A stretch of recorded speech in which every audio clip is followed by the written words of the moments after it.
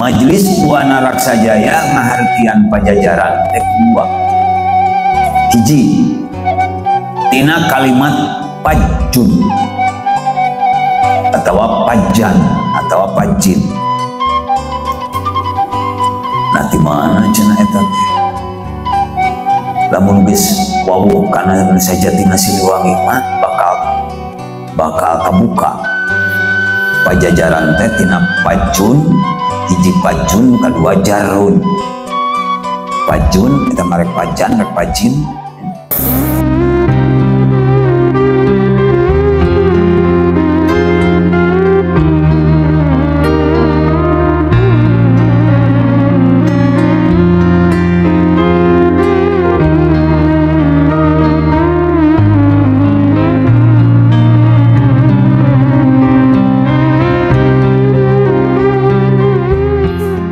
Es nu aya di situ gede teh nu leungit teh eta teh geus arah leuweuh.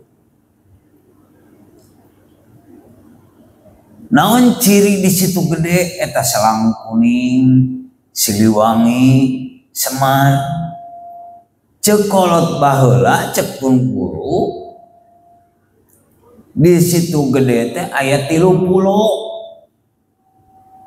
Mana teu 3?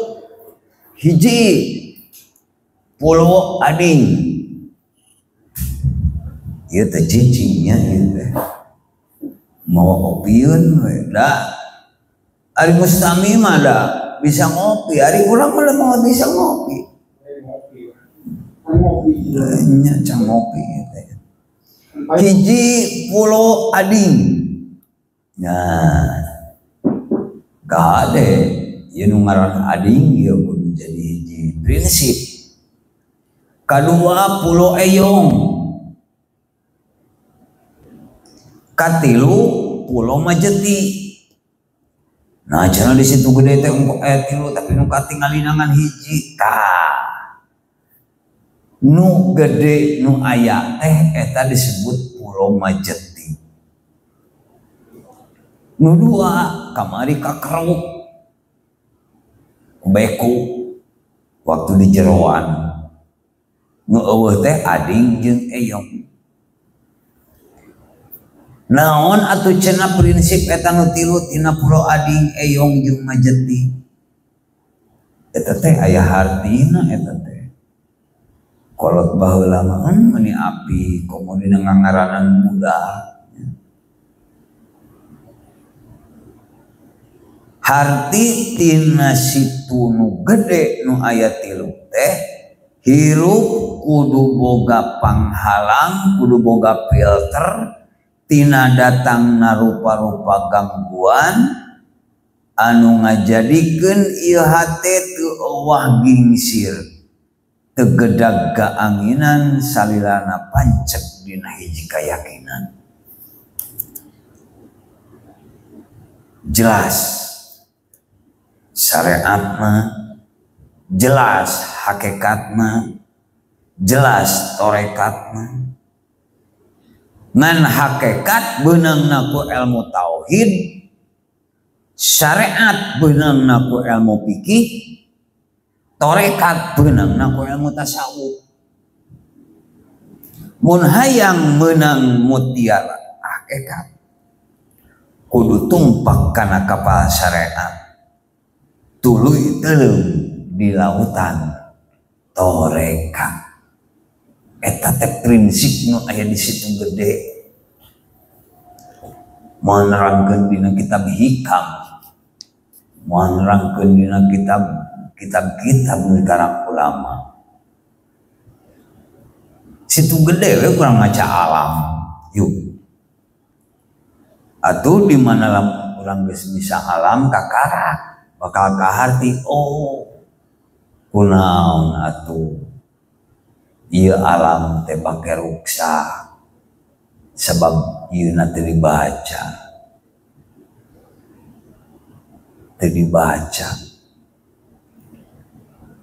Beja jeung cek cenah di makam teh di makam di situ gede teh aya makam 3.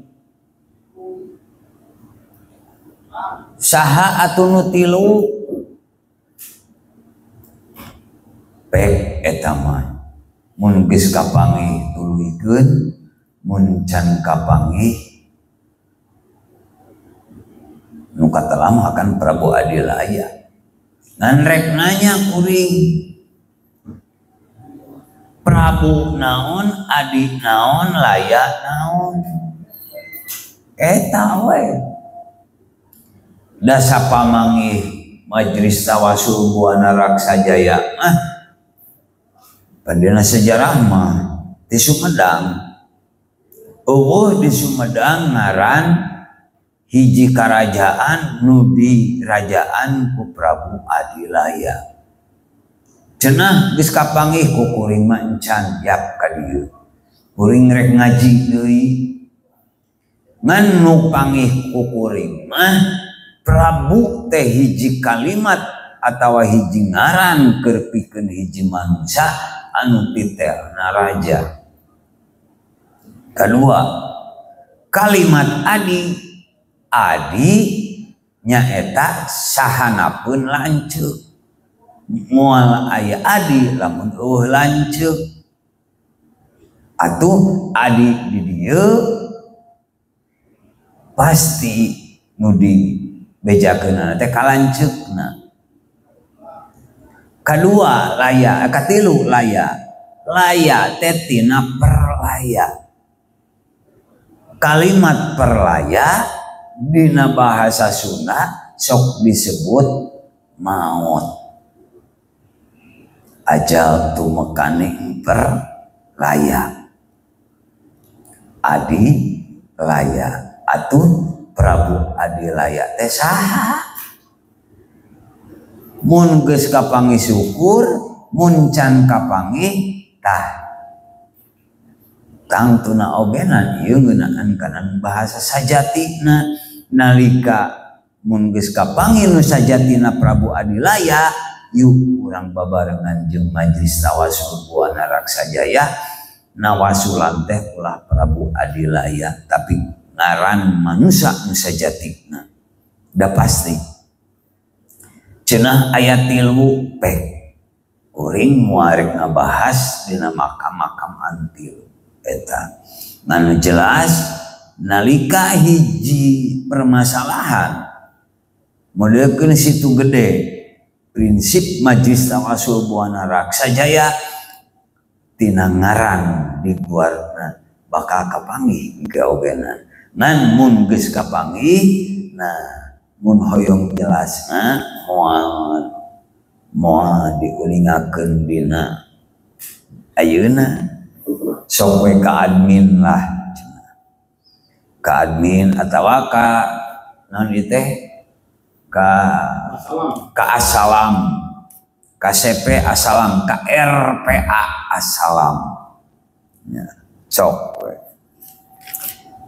Nah, dina hal ieu dina situ gede eta sapertikeun tadi urang balikan deui es anu Semar. Semar teh hiji manusia kalolobana kabeh obenan nyebut hiji Sanghyang. Sanghyang Semar teh. Kuring mah teu ngartian Semar teh hiji Sanghyang. Kade tapak laku lampah hiji manusia eta ngabuahkeun rek hade rek goreng eta teh Semar jadi buah tina hade bakal jadi hade buah tina goreng bakal jadi goreng mata kampura naon bedana Semar jeung kuncung putih Semar boga ku kuncungan, kuncung geus puguh kuncung putih, kuncung bodas. Matak sok aya prinsipna kuncung bodas jeung kuncung hideung. Cok turun ka dieu kuncung bodas jeung kuncung hideung. Lamun logika mun dihijikeun jeung papagon tadi Semar adalah buah pekerjaan setiap manusia atuh rek hade rek goreng eta teh Semar matak Semar di Galunggung aya kuncung, meureun lamun hade kuncung bodas, lamun goreng kuncung hideung. Ku eta mah ngan moal makan ngaguar eta di Galunggung aya kuncung putih. Kedua, Pajajaran. Urang duduk-dukeun sok. Rek ngarti rek henteu sok mun hayang ngarti yuk urang gabung jeung Majelis Tawasul Buana Raksa Jaya nu aya di RPA Assalam. Pajajaran. Nah, mun aku urang Jawa Barat. Jawa Barat Siliwangi Jawa Barat. Ngan palebah Pajajaranana jeung Siliwangina ieu tanu rada bingung teh. Urang Pajajaran heula. Kerajaan Pajajaran teh aya hiji kerajaan salah sahijina nu aya di Tatar Pasundan. Majelis Buana Raksa Jaya ngahartian Pajajaran teh kedua. Hiji tina kalimat pajun atawa pajan atawa pajin. Nah di mana cenah eta teh? Lamun geus wawuh kana sajatina Siliwangi mah bakal kabuka. Pajajaran teh tina pajun, hiji pajun, kadua jarun. Pajun eta marek pajan, rek pajin. Eta teh dicokot tina ayat Al-Qur'an lamun pajun ma wa adzin finnasi bil hajjiyatu karijalan wa ala kulli dhamiri yatina min kulli fajjin amiqa. Nah, aya kalimat pajin. Pajin, pajun, pajan tadi oge Pak. Nah, kalimat pajin ieu ngajadikeun hiji prinsip dasar ke urang Tatar Pasundan. Ku logika kahiji oge tina kalimat pajun dicekot tina Al-Qur'an prinsip urang Pajajaran, urang Tatar Pasundan, urang Jawa Barat atuh berpegang teguh kana Al-Qur'an. Kedua, jarun atau jaran Pajajaran kan. Nah, eta teh hadis Rasul saderek. Di mana cenah hadis Rasulna? Zur gibban tazdad hubban. Jur tah tina jarun jur bil amar eta zur. Tina jaro jur jadi silih anyangan cik ada kurang Jawa Barat resep karena silih anyangan minimal ada tukang kiridit di ditu di dia orang di Papua aya di Aceh aya kurang Pajajaran Jawa Barat. Nah ku ieu hiji catatan ngahilangkeun ieu teh Pajajaran wae dicitakut ayat Al-Qur'an jeung hadis Rasul atuh Pajajaran teh Majelis Tawasul Buana Raksa Jaya teu ngahukuman saeutik ogenan yen Pajajaran teh agamana Hindu. Jelas mun make prinsip Al-Qur'an jeung hadis ieu karajaan teh make prinsip Al-Qur'an. Wah, gagah sia cenah kujang. Ya. Apal arti kujang? So, nanu kieu lain nu kitu. Simbol deulun eta mah. Urang tina prinsip dasar we ari nulis kujang kumaha ku KUJANG lain. Urang Jawa Barat KHD rek ridho urang Jawa Barat nu asalna di kerajaan Pajajaran nu agamana Hindu lain. Kujang teh ku kiu lain ku ka kiu u j a n g hiji dua naon atuh kujang teh boga arti nu paling mendasar nyaeta kiu u Quran J jam A aturan NG nagara atuh Pajajaran hiji kerajaan nu diatur ku prinsip atawa ku make aturan Al-Quran. Ya. Cenah aya bahasana atau nu disebut kujang kembarnya. Pernah tuh nguping kujang kembar? Kujang kembar teh hiji dicepeng ku Walang Sungsang, nu kadua dicepeng ku Kian Santang. Harita kuring kaistrenan sareng hiji sesepuh di Tarogong Garut. Aya tamu di Lebak Siu Banten anjeunna nyana kujang di Lebak Siu dugi ka Garut 4 dinten jarak tempuhna nya berat nya ngadeg-deg berat teh mobil teh cenah berat hoyong disangakeun ka hiji manusia nya kaleresan simkuring gaduh rerencangan di Garut gan we bisi diteang mah disebutkeun eta kujang teh kapungkur upami dipesek mah eta kujang teh ditinggal Kiai Hejena Mustafa. Kujang kembar teh aya 2. Hiji mun urang durug-durugna we lah. Kujang anu kapungkur dicepeng ku Kartosuwiryo pangpayuna disimpen di Museum Wangsit Siliwangi.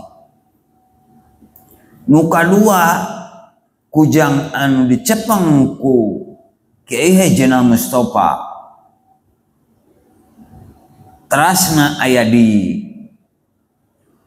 Lebak Siu nu jelas mah saurna surat simkuring nampi surat ti eta kiai anu cenah ieu kujang teh pusaka Kiai Hejena Mustafa. Abdi ngimpen ieu panganterkeun ka titik 0 Jawa Barat. Abdi sareng eta wargi anu ti Garut ngilarian titik 0 Jawa Barat. Ternyata titik 0 Jawa Barat teh aya di Museum Wangsit Siliwangi.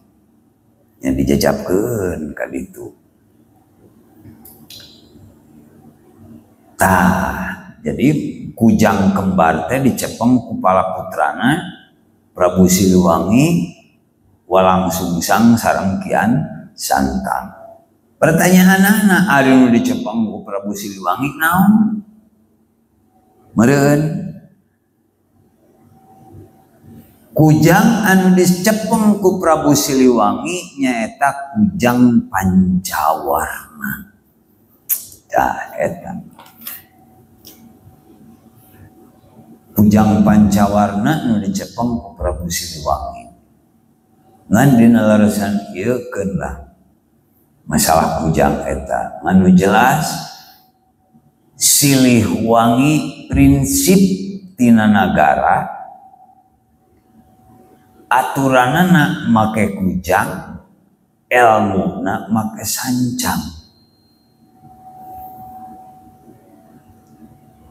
Jadi jelas cek sejarah nuges bumi Prabu Siliwangi nikah na ka Nyimas Putri Subang Larang teh Prabu Siliwangi Hindu kulogika cenah jeung cek cenah mitohakna teh Syekh Kuro hiji ulama besar waliullah rek ridho moal lamun teh mah hiji waliullah boga minantu nu agamana Hindu asa kabina-bina teuing logika ogena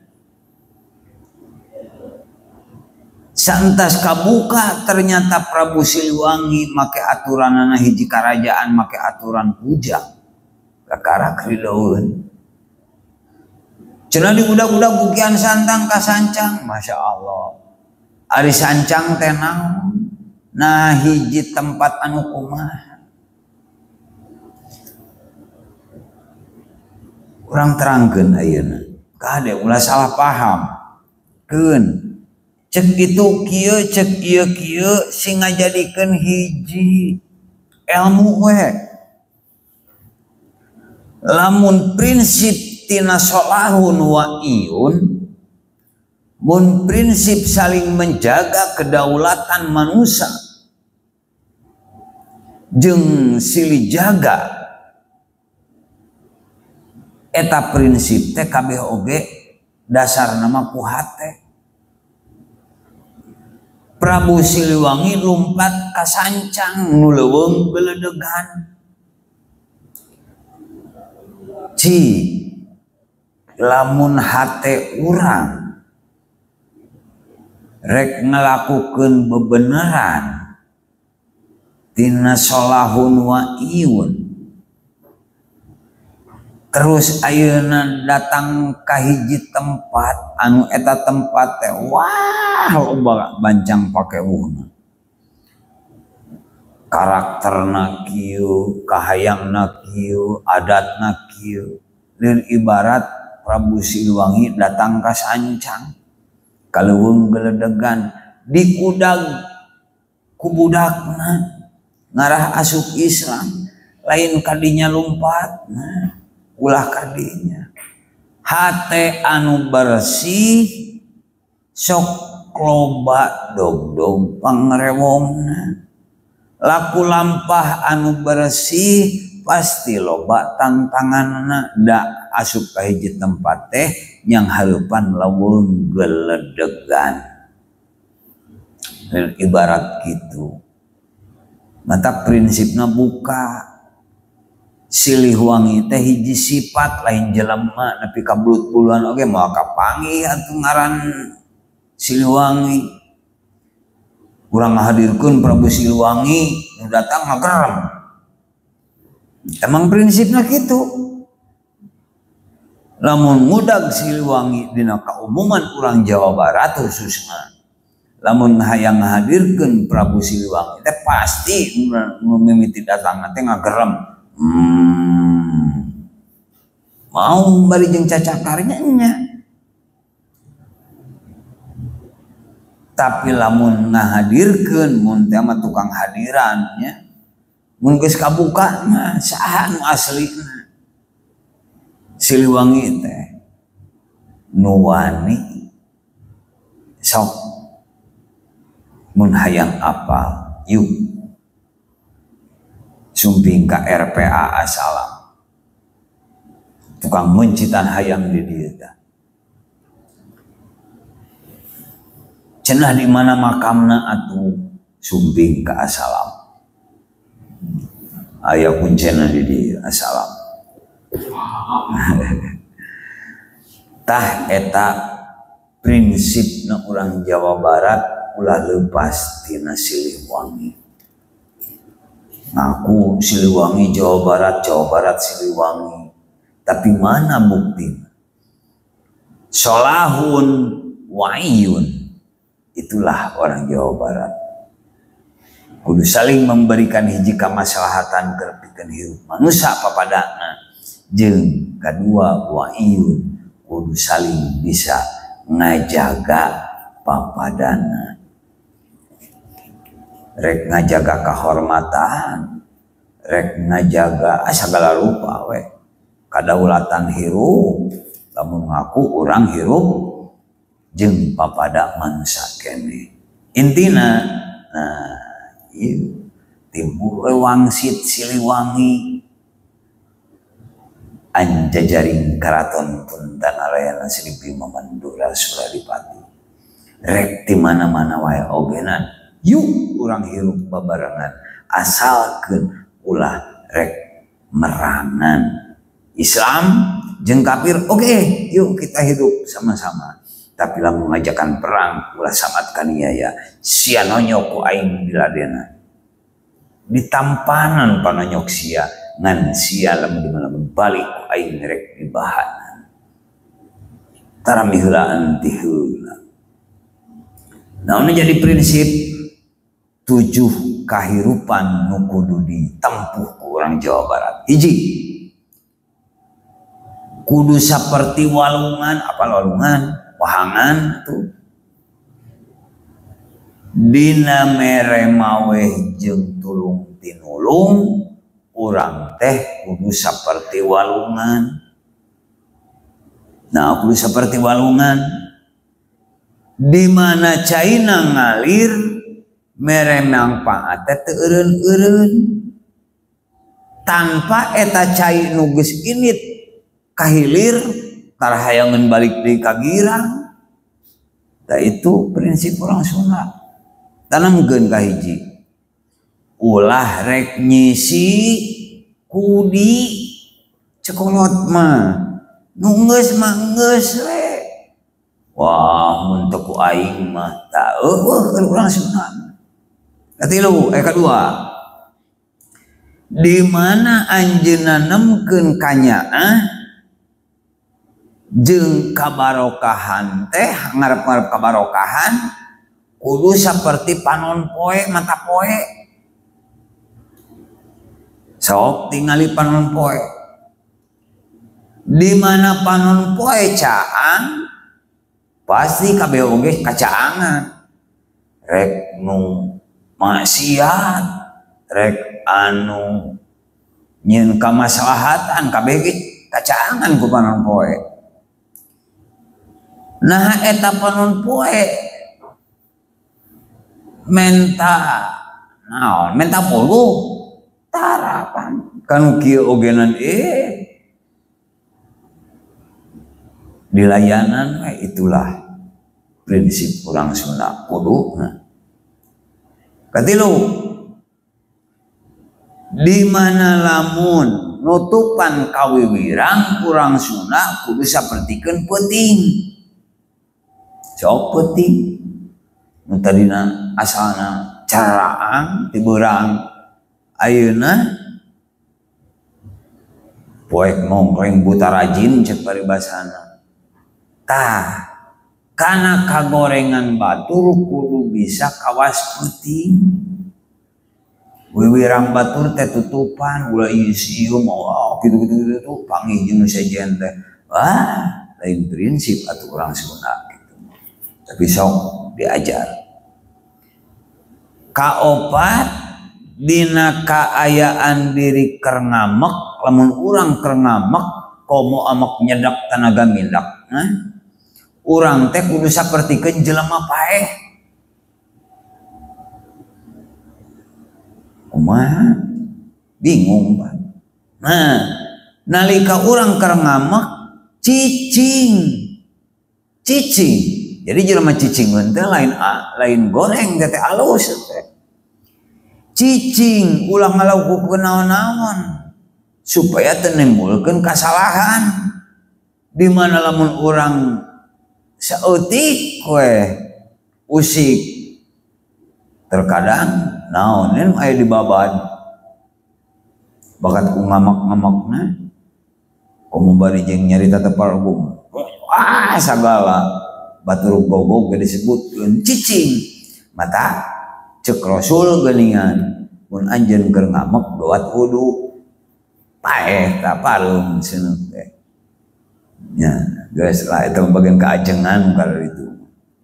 Kalimat keur urang sunat tanamkeun kasadarhanaan hirup kumaha ayeuna. Detik ieu menit ieu teh urang keur naon? Naon nu jadi dasar? Lamun urang sadar karena detik ieu menit ieu keur naon, berarti sadar karena bumi, karena taneuh. Lamun urang sunat sadar, lamun urang hirup sadar karena bumi, atuh ari nu ditincak ieu ridoeun teu ku urang ditincak. Rek digedigan ogenan ku setum cicing we. Tah. Jadi dina kasederhanaan hirup urang kudu kumaha ayeuna teh kudu sapertikeun bumi. Rendahkeun diri urang dina nempatkeun diri sahandap-handapna. Jeung luhurkeun nu lain dina saluhur-luhurna. Itu prinsipna, intina batur ulang hayang dihargaan ku batur teh urang kudu bisa ngaluhurkeun batur heula, mungkin urang bakal dihargaan ku batur. Lain ieu mah ongkoh hayang dihargaan ku batur tapi ka batur ngaleyak moal masih ngalah kumaha oge. Rendahkeun heula diri urang. Kakarak batur bakal ngaluhurkeun ka urang. Kagenep dina silih hargaan kudu sapertikeun laut. Kumaha laut? Lapangkeun dada saluas-luasna jeung siap narima pandangan ti batur. Nu beda, tapi tetep urang nyekal pageuh karena keayaan teh karena keyakinan urang. Sok tingalikeun laut minimal kieu atuh cai di laut asin atawa hamar. Bahasana asin tapi pernah henteu make uyah, justru cai laut jadi uyah. Ongkoh asin nu deukeut we Citanui, Ciwulan, Cirose kadituna ka mana? Ka laut. Cik ari cai anu ti darat ieu asin atawa hamar. Tapi kunaon datang ka ditu jadi asin? Intina manehanana cai laut prinsipna da aing makieu kuat. Masing di naon diguyur ku cai walungan badag oge anger we. Nah, tapi ditarima we sok ka dieu. Cai nu badag ti Cikunir lah kalitu. Sugan cai laut mung narima kabejakeun henteu. Nah, katujuh tandang makalangan kerpikeun ngabuktikeun diri nu sajati ulah pura-pura intina mah sabab kahadean mah perlu keikhlasan dan oge. Intina sakali deui yuk urang prak ngaheyeuk-heyeuk leungeun nanyeurkeun naon dina prinsip Siliwangi ngan balikeun deui Siliwangi teh lain manusia tapi Siliwangi teh hiji prinsip nu mendasar keur pikeun ngabuahkeun Semar nu aya dina pusakana nu disebut panca warna. Naon atuh panca warna? Pancanaka, Pancasona, Pancabraja, Pancadharma, Pancasila. Terakhir Pancasila.